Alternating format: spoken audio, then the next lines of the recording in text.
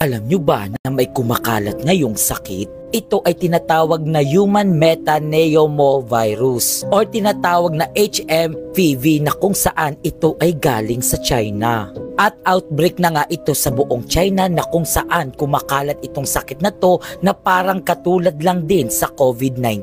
Ang sakit na nga ito ay viral na ngayon sa iba't ibang social media platform na kung saan kumakalat na sa buong China at nag-outbreak na sila or nag-emergency na dahil nga wala pa itong vaccine. Pinangangambahan nga ito ngayon na baka kumalat ito sa iba't ibang bahagi ng mundo na kung saan possible na magkaroon ulit ng lockdown. Ang sakit na nga ito na parang COVID-19 lang din, ito rin daw ay mapanganib at nakakamatay. Nababahala nga ngayon ang mga tao na kung saan baka daw ito ay posibleng kumalat sa iba't ibang bahagi ng bansa.